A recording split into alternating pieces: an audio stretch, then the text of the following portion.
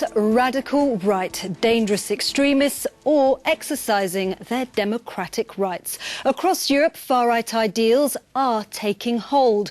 In Greece, Golden Dawn, an openly neo-Nazi party, now polls more than 10%.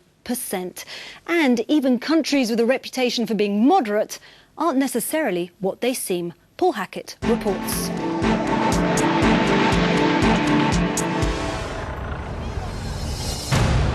Sweden, renowned for its openness and tolerance. Despite that image, the country has one of Scandinavia's biggest right-wing subcultures, especially when compared to Norway. Ellen used to be part of Sweden's neo-Nazi movement. That was until she broke away after being arrested in 2004 on terrorism charges.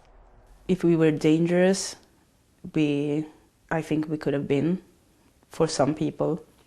And I think we were. I can't really say that I ever considered me or my friends at the time, neither then or now, as bad people. We're just people led down the wrong path. We were mainly youth that would have needed guidance from someone and didn't get it. I needed to be seen and recognized as a human being, and the only place that I felt that happened when I was in my teens was in the movement that I ended up in. As a member of a movement that is very violent, and when people fear you, they take a step back from you, and that makes you more or less in need of the movement. Ellen spent 1 month in isolation in jail. She admits controlling right-wing violence isn't easy, but thinks Sweden's authorities are going about it wrong. I don't think they're handling it in the right way. I don't know how you think that you approach it in a correct way when you sort of deal with it by punishing those who are in the movement in the way that we've sort of been doing up until now. I think that society sort of fails to recognize their own responsibility in the youth that are in this movement, and their own responsibility to why these youth are in this movement. And we return to Sweden later in the programme. Now joining me to discuss the issue is Matthew Goodwin, who's a leading expert on extremism from the University of Nottingham, and Mikael Privot, director of the European Network Against Racism. Gentlemen, many thanks for joining us. Matthew, why are we seeing this surge in radicalisation, left and right, at the moment? Well, the one thing that we know when we sit down and look at all of the evidence on these supporters is that they're predominantly concerned about migration and rising ethnic diversity. And within that, they're predominantly concerned about perceived threats to their national identity, to their values and their culture. In other words, it's not just about the crisis, and it's not just about economic scarcity. Mikael, your group is reaching out to far-right extremists. What kind of people are they? Well, the easy picture would just to say, okay, these are young, deprived people that are just feeling that the society is not just offering them a space, which is certainly true for part of them. But what we see also that there is a part of the society, I mean, an increasing number of people that are not their, I would say, hardcore supporter, but really people like the everyday man on the street, and that feels like, as you said, threatened in his identity or her identity, and that is increasingly listening to the message that those groups are putting into the mainstream, and this is certainly where the danger lies. Matthew, there's often the stereotype that's associated with far-right extremists of being violent, thugs. Is that an inevitable part of these extremist groups? Well, not every supporter of the far right is violent or pro-violent in terms of their attitudes. But as a movement, what it tends to do is it gives its supporters and its followers a narrative that would justify violence under certain conditions.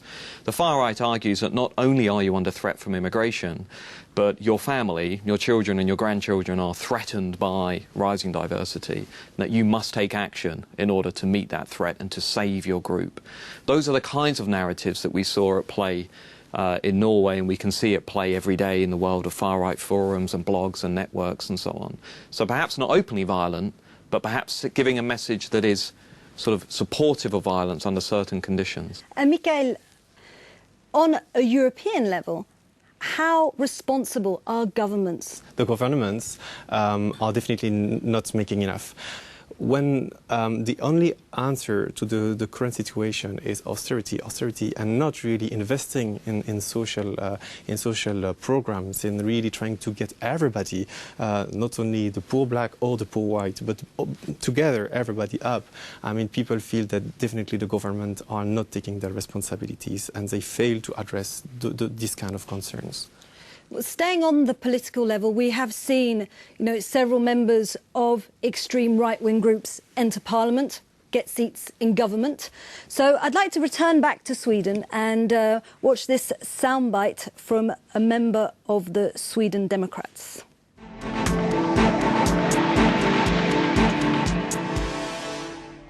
In 2010, the right-wing Sweden Democrats won 20 seats in Parliament.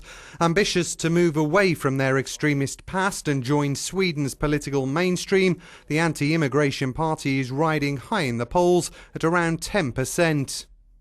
A lot of people from the Middle East, they don't want to adapt to our system. Instead, they are demanding that we should change. And that's something new. That was not happening 20 or 30 years ago. If people want to come to Sweden, they should adapt to our way of life. What is Swedish way of life? Yeah, what is English way of life or French? Well, it's a good question, isn't it? What does it actually mean? I mean, I have a hard time explaining it right now. Yeah. But of course that there is something. When you come to Sweden, I'm sure that you will find that we have a certain way of life that differs from England or France. You're playing on people's fears, really. Aren't all the parties doing that? So you are playing on their fears, you admit it? In a way, yes. Of course we are. It's about getting a message through, but our goal is not to scare people. We want to tell people, the Swedes, about what we think of Sweden today.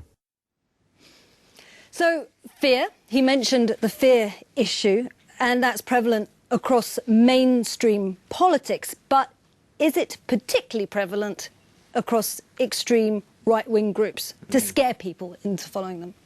Well, there's no question that these organisations are facing something of a perfect storm. The public opinion climate in Europe today is very much geared in their favour. But what you saw just there in the clip is classic far-right discourse in the sense of viewing one organisation, one group of people from the Middle East, as a homogenous collective group and simply associating them with every possible social ill or social problem that's going. And also an inability to really pin down what is it that these organisations want to achieve. What is a Swedish way of life? What is the Western way of life? What do they want minority communities to adapt to? I mean, we know that the vast majority of people are concerned over immigration. And we know from the evidence that those concerns are rooted in things about threats to identity. So the question then becomes, well, how do mainstream parties begin a conversation with voters about that issue? And one that isn't just fixated on this notion that we need to sell diversity according to the economic contribution that it brings. But we do see that argument taking place in the mainstream. We recently saw the German Chancellor, the British Prime Minister, saying that multiculturalism isn't working. So that debate is taking place. Yes, and the problem is that this debate is taking place according to the starting point of the far right.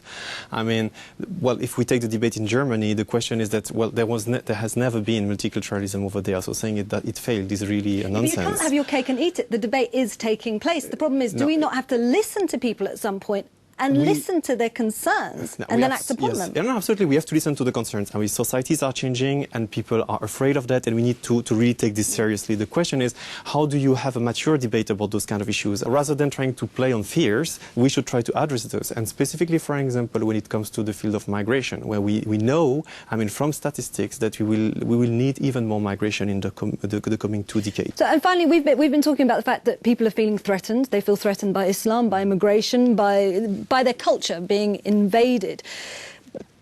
Are these people's concerns legitimate, or are they racists? Well, I certainly don't think dismissing supporters of the far right as out-and-out racist is helpful. I think a small portion of all Western populations are racist and are openly expressing racist views. But I think what we're talking about here is not so much hardcore racism as a wider reservoir of xenophobic hostility towards minorities. I think firstly it's acknowledging that in some cases those concerns are legitimate. I can think of a number of cases, for example, in the UK where strains on social housing and resources were genuine and people were right to feel angry and resentful around how those were handled. But on the other hand, the narratives and the way in which Islam, for example, is framed in Europe by the far right, I don't think that is legitimate. I think it's something that should be challenged. I think the claim, as we saw in the clip earlier on, that everybody who comes out of the Middle East is simply incompatible with European society, I think is a gross exaggeration and is completely simplistic and is not at all connected to objective reality. So those are the kind of statements that we need to challenge, while acknowledging that some of the concerns locally are sometimes legitimate. Gentlemen, many thanks. This is an emotive issue and immigration is at the heart of the debate. Take this statistic. More than 40% of the people in the UK would support a party that would stop all immigration. Is this xenophobia or a failure by mainstream political parties to address people's worries?